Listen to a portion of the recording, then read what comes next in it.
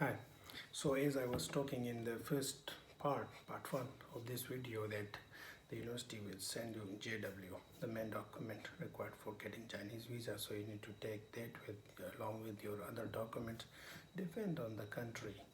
The Chinese embassy require different documents from each country. So you need to go to the Chinese website for your country, in your country, and look at for the required documents to apply for Chinese visa. Now, one question is, do you need to pay to anyone to get the scholarship?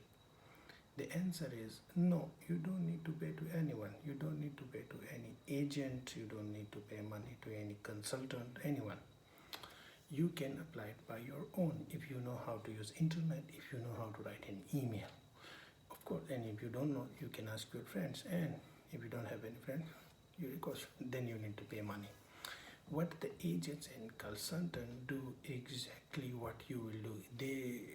They also do the same thing. They send emails to different professor and pretending they are students. Once the professor agree, they tell you, oh, you got acceptance, or this university accepted you. So they do the same thing.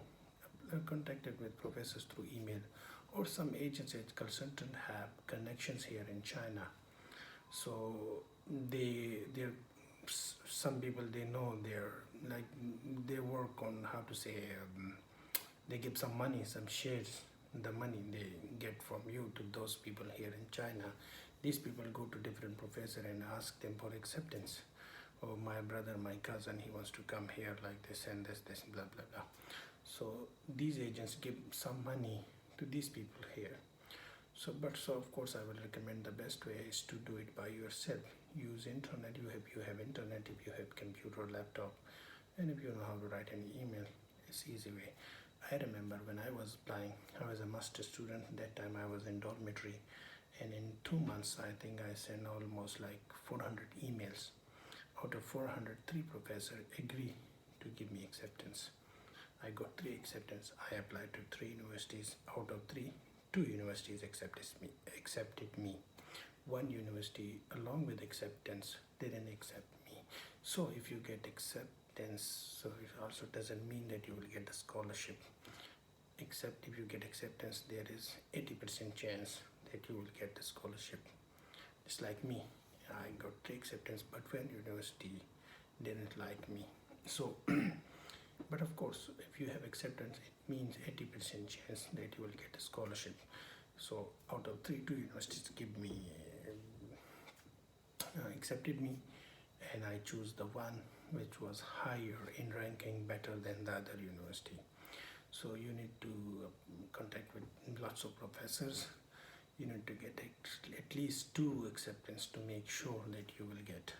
So I will recommend you don't need to pay money to anyone.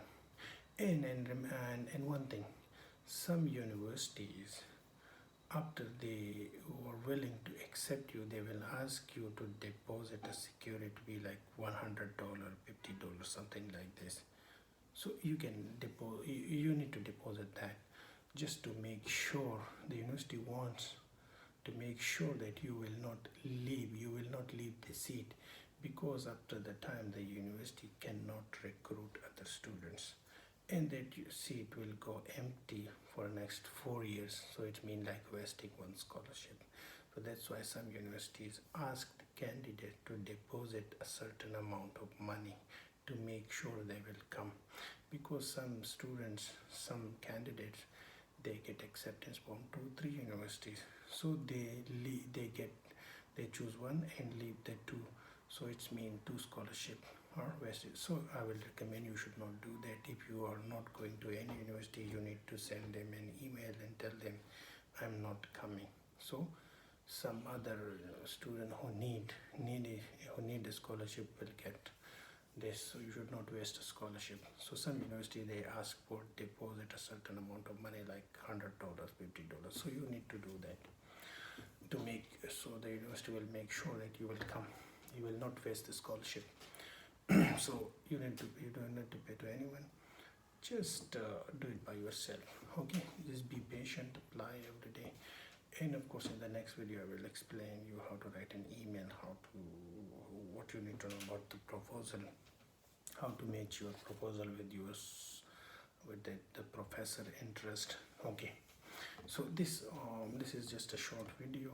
If you have any question, you can comment below, and I will try to answer your questions, and I will put some links in the description below, like the agency number, the CSC website, something like this. Okay, bye bye, see you.